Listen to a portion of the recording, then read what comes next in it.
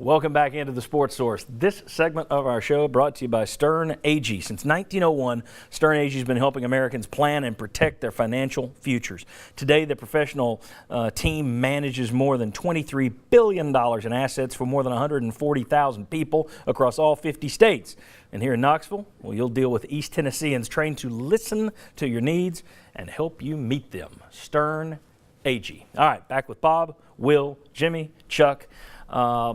SEC Network broadcast yesterday began by talking about they were surprised that Butch Jones was catching as much heat this week as he did, that he was having to say be patient. They were kind of surprised by that. I wanted to put some ththings in perspective really quick. Got some numbers here on Mississippi State's Dan Mullen. You see, that's his tenure. 5-7, 3-5 in the SEC. 9-4, 4-4. 7-6, 2-6 in the SEC. 8-5, 4-4 in the SEC. 7-6, 3-5 in the SEC. And that's a lot of cupcakes on that schedule. Mississippi State stood by him. He's now 6-0, 3-0. Could be number one in the nation if people are smart. They've done more than Florida State, so they deserve to be number one.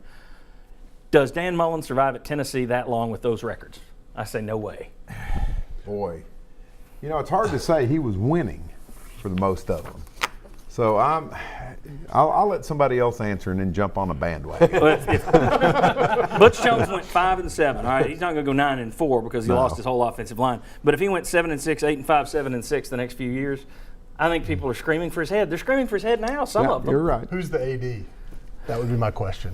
Yeah. And that determines who survives that. Well, and down there, Scott Strickland stood by their man and wisely paid the dividends. A lot of this comes down to who is the AD when you have a coach that is able to go through some things and come back and then build something out. And the AD has to understand, is this still the right guy, or am I going to bow to the pressure of the fans? If you think he's the right guy, you can stick through him and work through this. But if you have an AD who wants to hire their own guy or whatever else and doesn't feel like they're attached to this guy too loosely, then a lot of times they'll listen to the fans. You also have a much smaller stadium to fill down there at Mississippi State as opposed to Tennessee. And part of it's program expectation. At Mississippi State, they could be thrilled with an 8-win season or 7 wins, and at Tennessee, consistently that's not good enough. So I think the expectation plays a part in that. I don't know if he would – those records, I don't know if you would survive at Tennessee. It'd be close. I think he mixed in just enough, an 8-win season here, but it would have been. I think it would have been a very close call. All right, let's look at the other side of this thing. Let's look at Michigan and what they decided to do.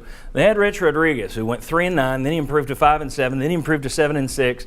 They didn't like him. He wasn't a Michigan guy. They all they pulled their hair out over a 20-hour rule violation, which no fan would. You think an Alabama fan would ever care if Nick Saban violated the 20-hour rule? They didn't like Rodriguez. They ran him off. Well, he lost his first game of the year last night at Arizona, had them in the top 10. Meanwhile, Michigan has gone 11 wins, 8 wins, 7 wins, and now they're losing, and they're going to get rid of Brady Hoke, and there are rumors out there that they're going to come looking for Butch Jones. But here's winning with Rich Rod's talent. Yeah. Well, yeah, the first year he was. I mean, I think there's a lot to be learned there. Mississippi State decided to stay with Dan Mullen, and it paid off.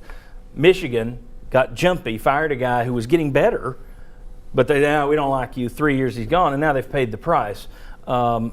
Has there been too much heat too soon? Were you a little surprised at the number of backlash, the amount of backlash this week, or no? No, on the backlash. Not surprised? Expected. Yes, surprising that it's that bad from the standpoint of I think they're doing a good job. Yeah. I think they're going in the right direction, and it's just going to take a little while. You're competing in a really, really, really tough conference, and so I just think it's going to take you a while. Do you think you have the right guy? Yes. I think we have the right guy. I mean, it's obvious. You get the number 3 recruiting class in the nation right now. Yeah, I mean, do you see what he's doing on the field? Are guys getting better or are they getting worse? They're getting better for the most part.